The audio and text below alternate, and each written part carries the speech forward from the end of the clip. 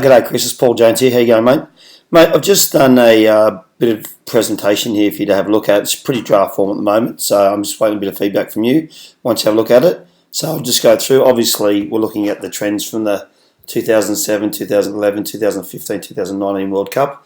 So I've just got at the start there. Probably need a Football West logo somewhere, but I can get it off you.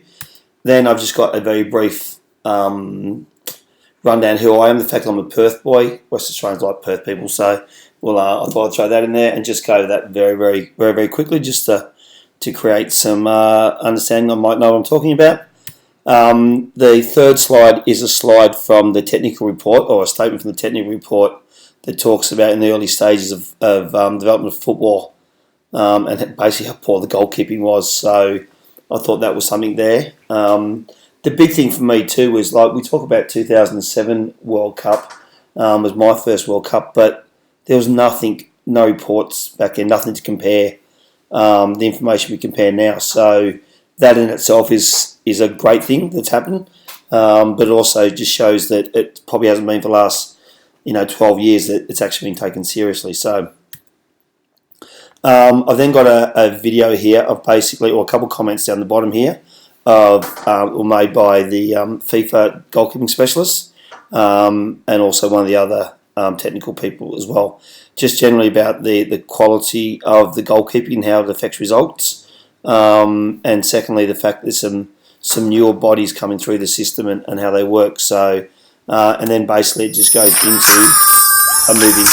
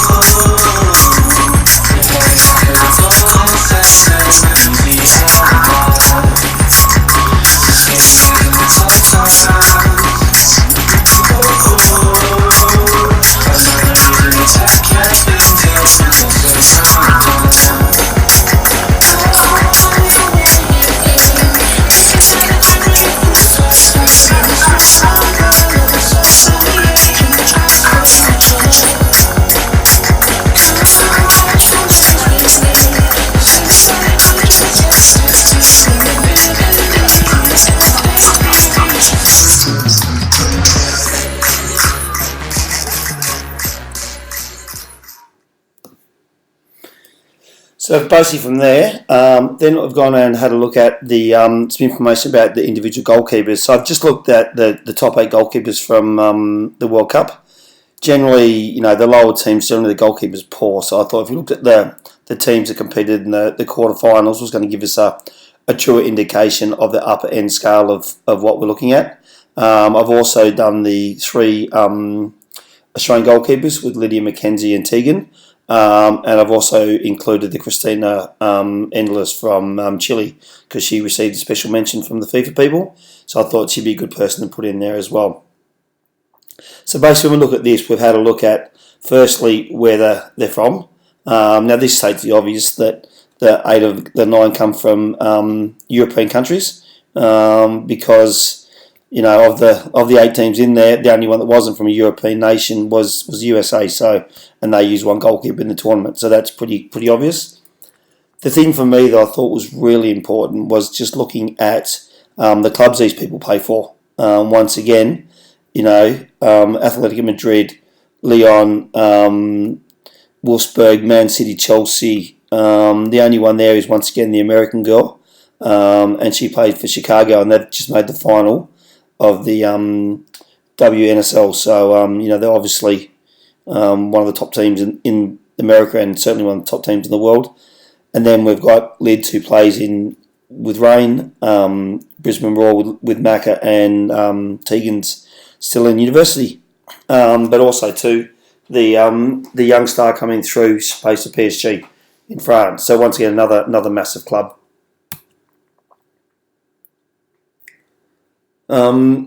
I suppose that one of the things that I was interested in, and having been around for a while, is that the size of goalkeepers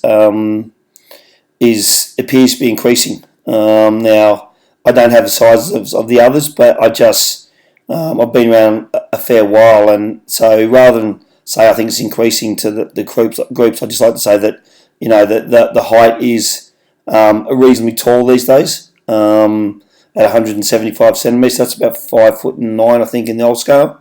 And the Chilean goalkeeper is actually over 6 foot, at 182 centimetres.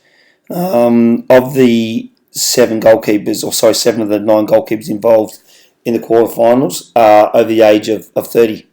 And that is a massive shift, because women's footballers, they often play till into their 30s, where now we've got goalkeepers, and just by keeping them in the game, you're allowing more experience to come through, hence, why they're making better decisions when they play. So basically, some of the comparisons that we can have a look at there that come through the FIFA report, and it's basically looking at the average passes that goalkeepers are making through games. And then if you actually have a little comparison of where it was 3 years ago, or 3 World Cups ago, compared to this one, is like we said, there's nothing in 2007 anyway, so we have no records there. But 2011, 2015, and 2019 were actually a little bit lower. So, but for me, the big difference comes in the shape of the types of passes they're making, where they're longer, shorter. So I think that's a big one for me. So when you look at this, that the 2011 World Cup, they average about 17 long passes in a game, whereas now it's only around 13. So that's about 23.5% drop there. So the biggest thing with that is the fact that I think, with central defenders dropping in, with your 2 and your 5 getting wider, there's still going to be opportunities to play long passes, but I think that there'll be more shorter passes made in there. So for me, that is one of the major differences. And then when you start to look at the medium range passes, it's hardly any difference. And the short passes are slightly higher. And they're a fair bit higher than the 2011 World Cup. So once again, I think that's just people dropping into better areas to receive the ball and starting the game from the goalkeeper. Then I just thought we'd have another look at a quick film clip of the goalkeeper of the tournament, the Dutch girl. She was exceptional. The goalkeeping across the tournament itself was very, very good, but this young lady was very, very good at what she did. So it's a short video, it's about 58 seconds. So I'll just run it now for you.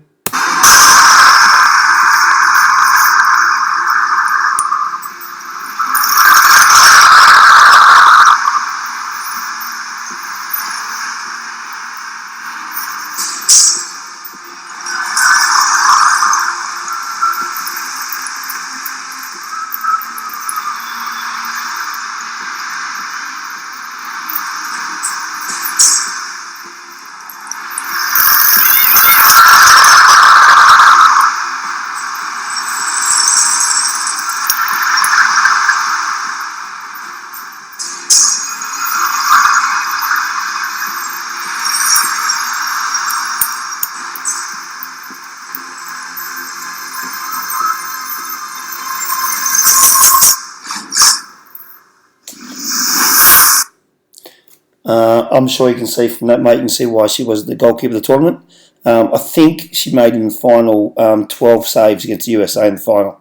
So they ended up losing 2-0. One was a goal from Rose Laurel, and the other one was a Pinot penalty. But yeah, she was exceptional. This for me was one of the big things about what we do as goalkeepers. I'm just going to flick back to a couple of the others for a moment first, and just actually I've highlighted the goalkeepers that we talked about in the top 8 or the top 9 goalkeepers. plus the Chilean girl, and Lydia Williams as well. And as you can see, when it comes to passing out, there's 5 people there that are actually in the bottom third of the 5 goalkeepers that play for the top 8 teams in the bottom third in the amount of passes they make. So, is that because they don't get as much of the ball, or is that because it's a less importance to them? Unless you're in those camps, you're not going to know. But yeah, I just thought it was an interesting stat, and it goes through pretty much with the length of the passes as well. So those passes generally go. There's still Karen Barnes who goes a little bit further up, but generally the other 4 are down there in firstly the number of passes they make, which I thought was a really, really interesting stat.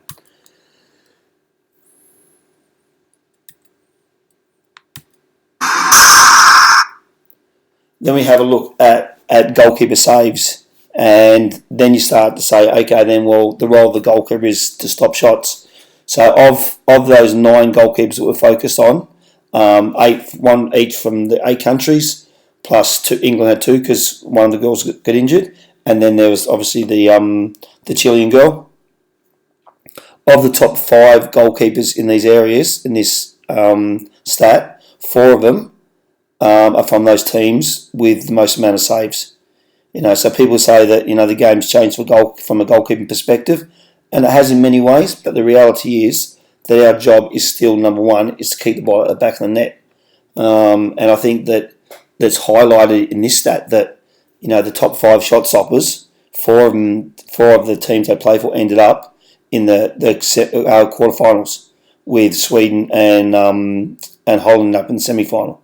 So they were. I thought that was a pretty interesting stat to look at. Then basically, as a bit of a summary, I think it's just my observations are that the quality of the goalkeeping has improved dramatically over since my first World Cup in China, 2007. Generally, the play was very good back then, but the quality of goalkeeping was poor. Where now, currently, I think the quality of goalkeeping is actually matched by the quality of play, which is really, really good. I think the physical presence, athletic ability and experience is important for the goalkeepers at top level, and that's really come through in this tournament. Professionalism in women's football has been driving this improvement by allowing experienced players to play in the game longer, to hone their skills more, to develop and get better rather than being forced out of the game because there was no financial benefits and they had to get on with their life, where now you can actually make a good living being a female footballer, which I think is fantastic. Top European countries appear to have good goalkeeping programs throughout their professional clubs. Now, when we say good, okay, we don't know if they're good or bad, but we do know that they have professional coaches, they have regular coaches, they have qualified coaches.